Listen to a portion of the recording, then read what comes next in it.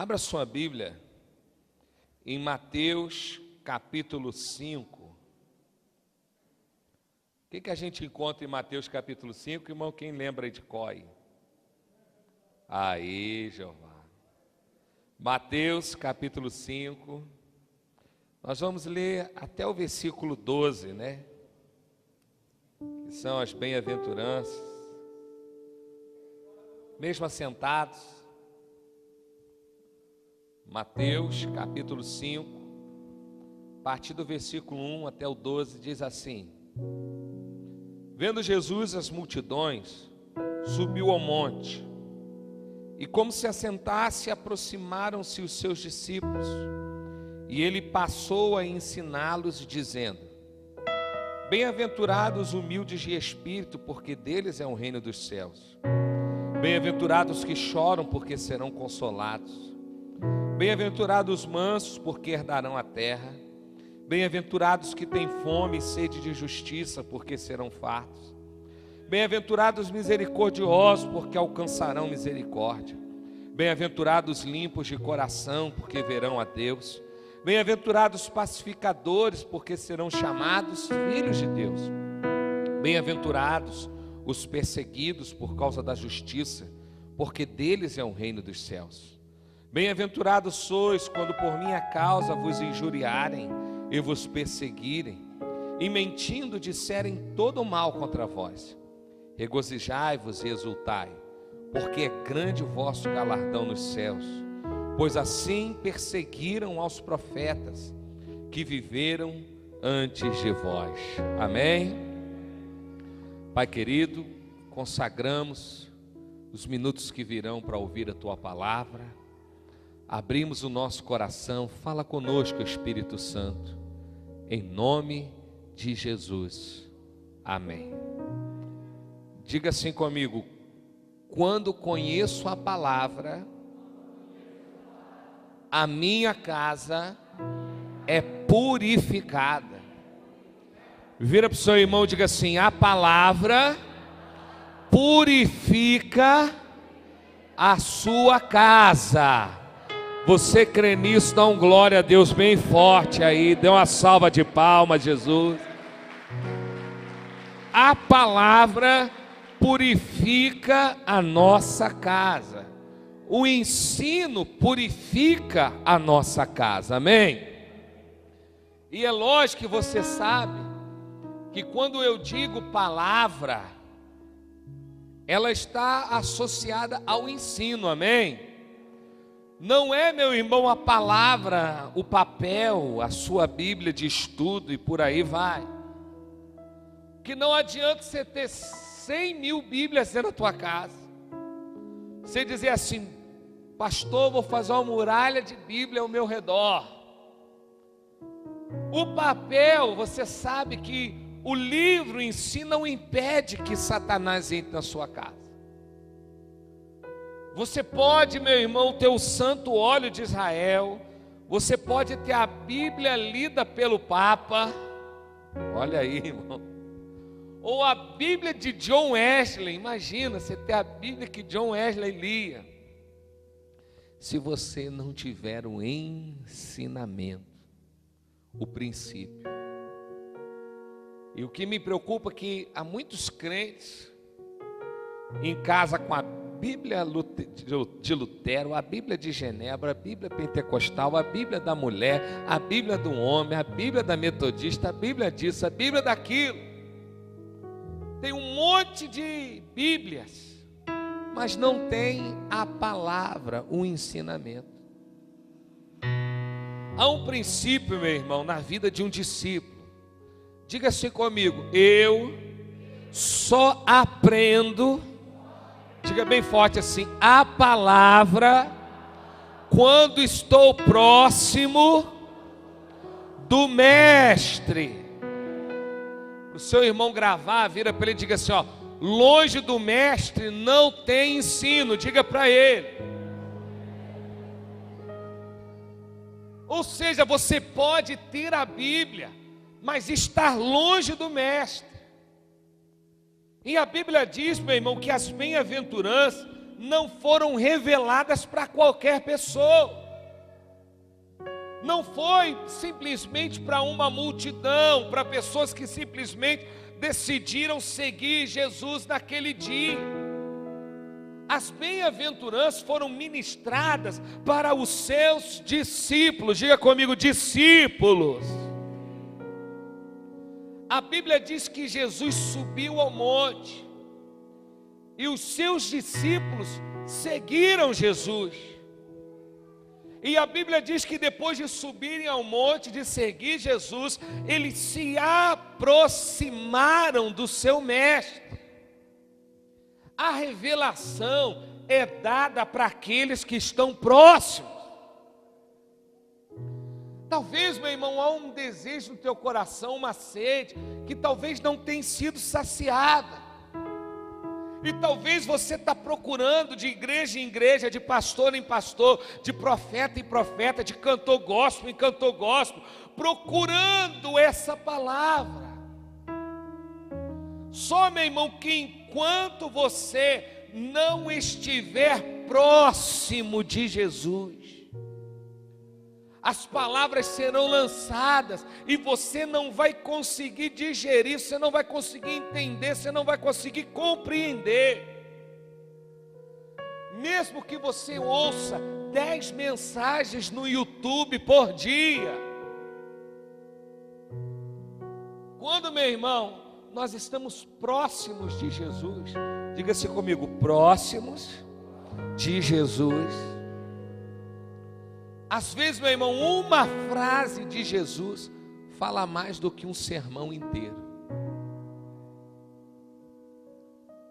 Se você pegar as bem-aventuranças, não é um sermão longo. Talvez seria um sermão de 1 minuto, 2 minutos a gente lê. Só, meu irmão, que os discípulos, eles estavam tão próximos, eles estavam tão envolvidos na caminhada com Jesus, que eu creio, meu irmão, que quando veio as bem-aventuranças ao coração daqueles homens, essa palavra veio como se fosse uma espada afiada.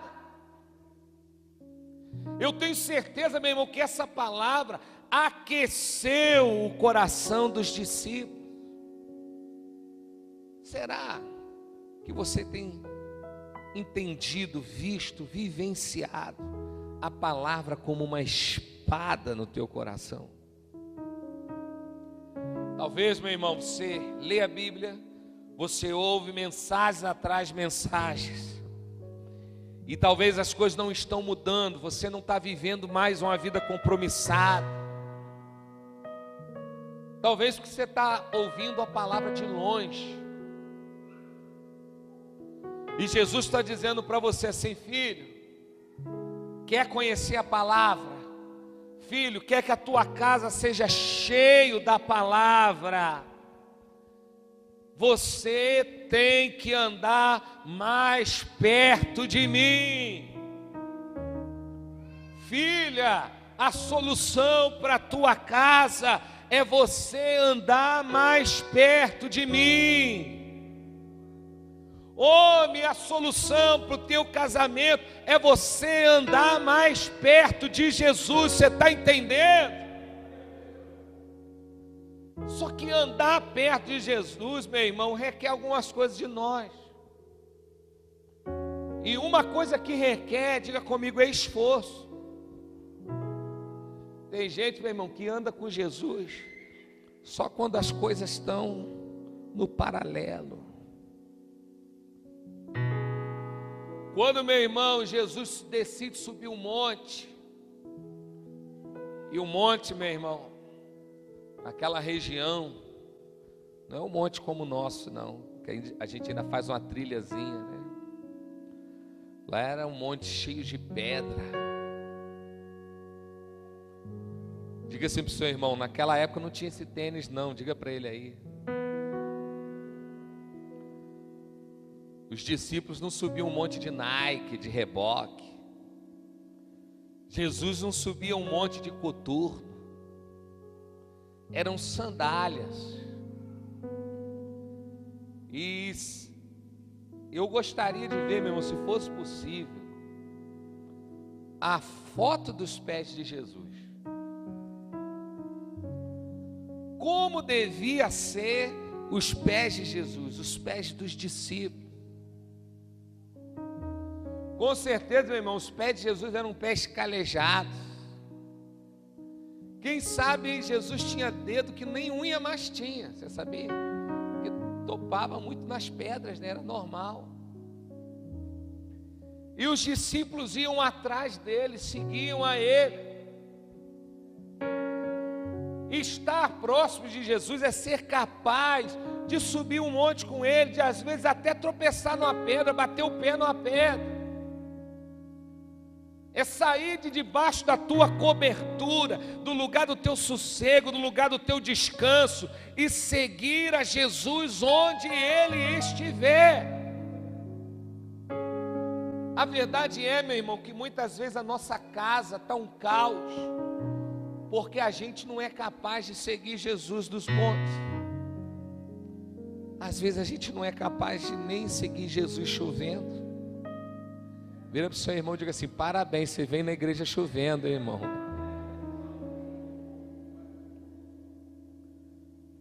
Às vezes a gente não segue Jesus, não segue a palavra, não segue o ensinamento, por causa de um calor, de um frio,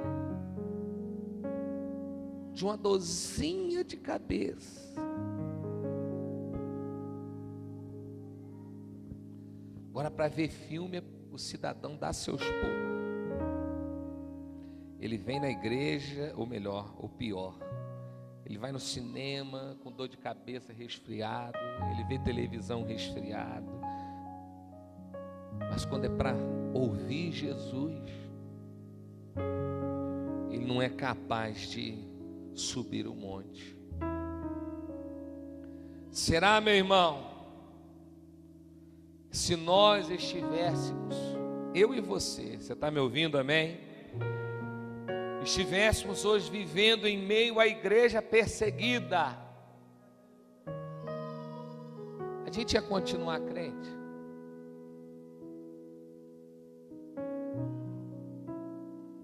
Será, meu irmão, que você continuaria um crente? Ou será que você hoje se diz seguir Jesus porque é fácil? Você mora perto da igreja, ou você tem um carro bom, uma moto, ou tem ônibus para te trazer. Preste atenção, tua casa vai ser limpa quando você começar a pagar o preço pela palavra. Como você quer que teus filhos estudem a palavra se você não estuda? Quem tem filho aí, levanta a mão, da glória a Deus. Fica assim. Você que está do lado desse pai, pergunta assim para ele assim, ó: teu filho viu você lendo a Bíblia?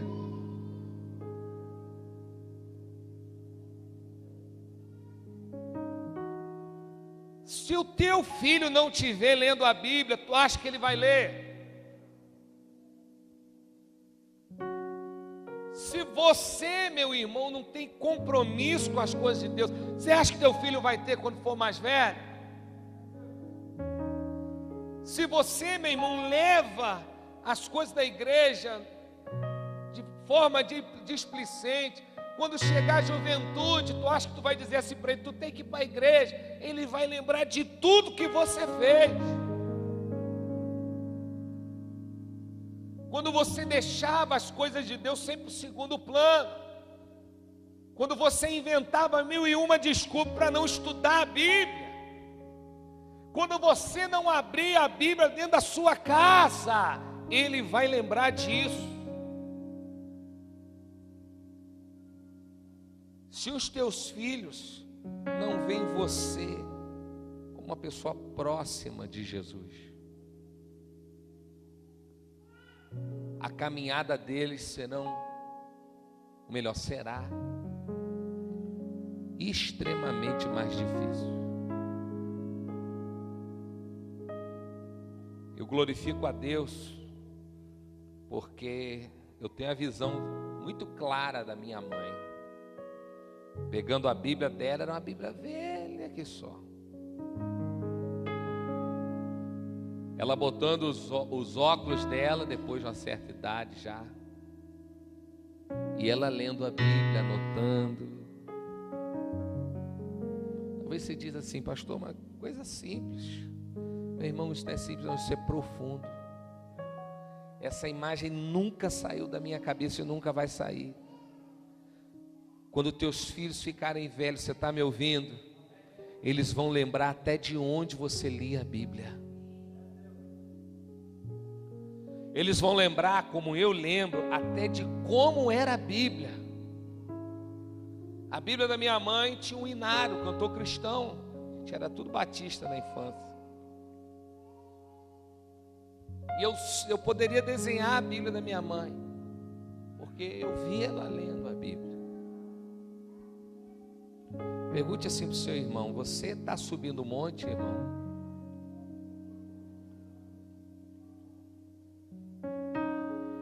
Diga assim comigo: quando eu estou próximo.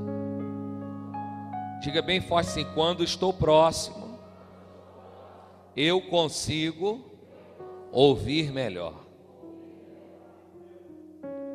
Você está me ouvindo aí? Porque tem esse microfone abençoado, essas caixas aqui. Se eu tirar esse microfone e começar a falar no tom de voz, você não vai ouvir quase nada. Tem gente, meu irmão, que quer ouvir Jesus à distância. E é por isso que existe um choque. Diga assim comigo: quem está perto, diga assim, quem está longe. Quem está perto tem um entendimento, quem está longe tem outro. E eu quero te dizer que Jesus não grita, Jesus fala. Aos discípulos Jesus falava, porque os discípulos estavam do seu lado, comiam com ele, bebiam com ele, dormiam com ele. Quem está próximo de Jesus é capaz de ouvir os seus sussurros. E quando a gente está próximo, as demais vozes elas somem. Quando você está tentando ouvir, meu irmão, alguém que está longe de você, é um monte de voz ao redor. Se você vive a tua espiritualidade como uma espiritualidade longe, vai vir um monte de vozes sobre você tentando te iludir, tentando te enganar. É por isso, meu irmão, que há tanta confusão no meio do povo de Deus, porque são pessoas que estão vivendo longe, querendo aprender longe, querendo um ensinamento longe. E quando está longe, a voz do mundo às vezes ecoa mais forte do que a voz de Jesus. E é por isso que às vezes dentro da nossa casa é tanta confusão. Às vezes dentro da nossa casa é tantas vozes. Mas eu profetizo, eu e a minha casa e a tua casa, vai ser uma casa que vai viver perto de Jesus. A palavra vai ser gerada perto de Jesus. Você pode dar um glória a Deus? O ensinamento será dado perto de Jesus. Não tem jeito, irmão. Havia coisas que Jesus falava para a multidão, mas havia coisas que Jesus só falava para os seus discípulos. Eu te pergunto, o que você quer viver na sua vida? Eu não estou nem dizendo de salvação, porque eu creio que a multidão foi salva. A multidão foi salva, eles reconheceram a Jesus. Mas os discípulos tiveram uma vivência diferenciada aqui nessa terra. Pode ser que você hoje diga assim: eu quero viver a multidão, eu quero o conhecimento, o ensino da multidão. Mas pode ser que hoje teu espírito, teu coração está dizendo: Senhor, eu quero ter a vivência dos discípulos. eu quero a revelação dos discípulos. Eu quero, Senhor, ser parecido com o meu mestre.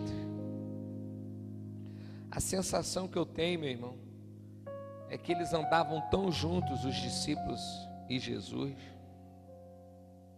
Eles andavam tão juntos que eu creio que até falar como Jesus eles falavam.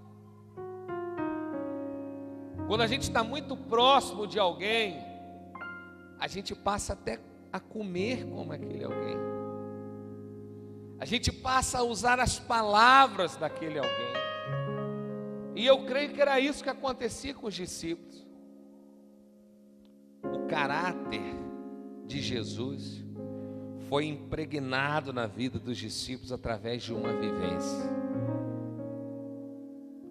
Você quer gerar discípulos, amém, irmão?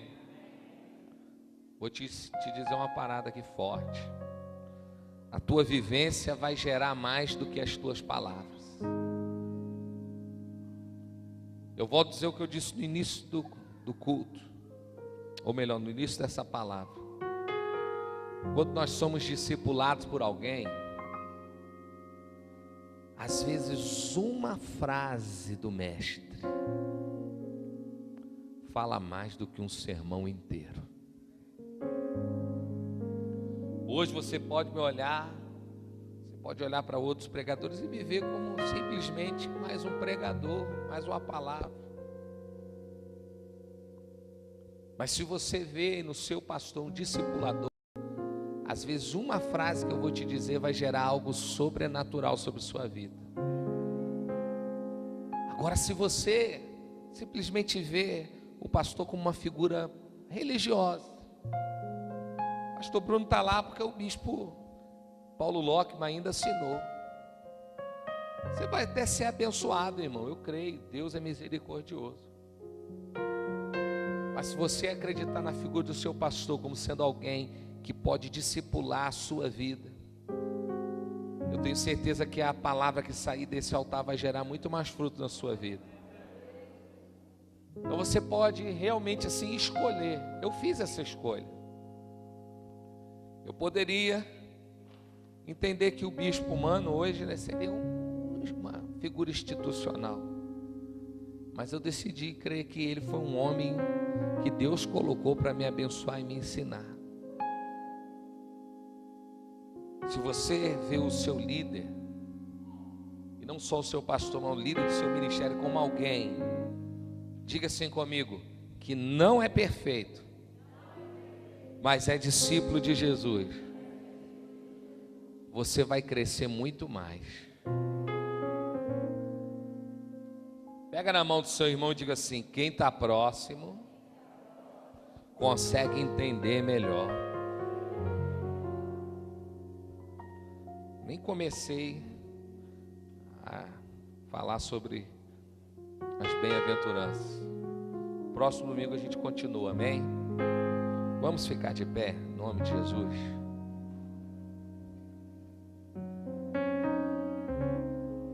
Feche teus olhos nessa manhã. Espírito Santo, que eu te peço, Deus, a começar em mim, começar na minha família, começar nos líderes dessa igreja. A cada irmão e irmã, seja de 30 ou que esteja aqui há um mês ou menos, gera em nós essa sede pelo ensino, essa sede pela palavra,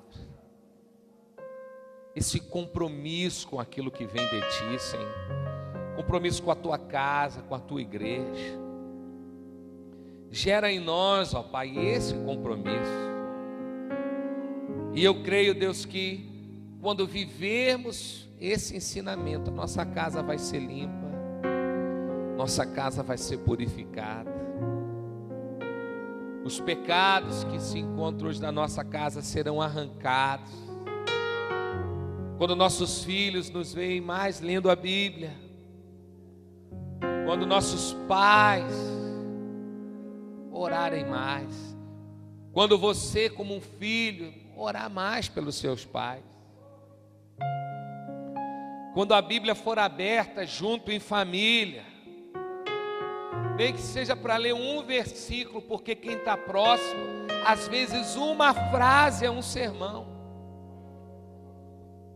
Gera isso, Deus, na nossa casa, purifica a nossa casa pela palavra, Senhor. Que a tua palavra tenha um lugar preferencial, o lugar de honra dentro da nossa casa.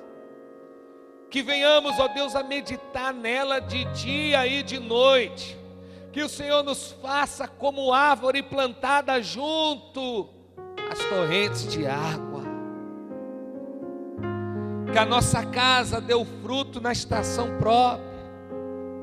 Que as nossas folhas não venham a cair, ó Pai. Faça, Jesus, da nossa casa uma casa firmada na tua palavra, uma casa que tenha compromisso com aquilo que vem do teu reino, uma casa consolidada nos teus ensinamentos, uma casa mais próxima do Mestre. Esse é o nosso clamor nessa manhã, em nome de Jesus.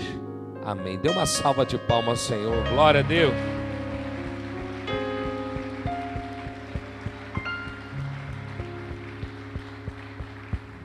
Feche teus olhos e diga assim comigo: a minha casa será purificada pela palavra. Amém. Glória a Deus.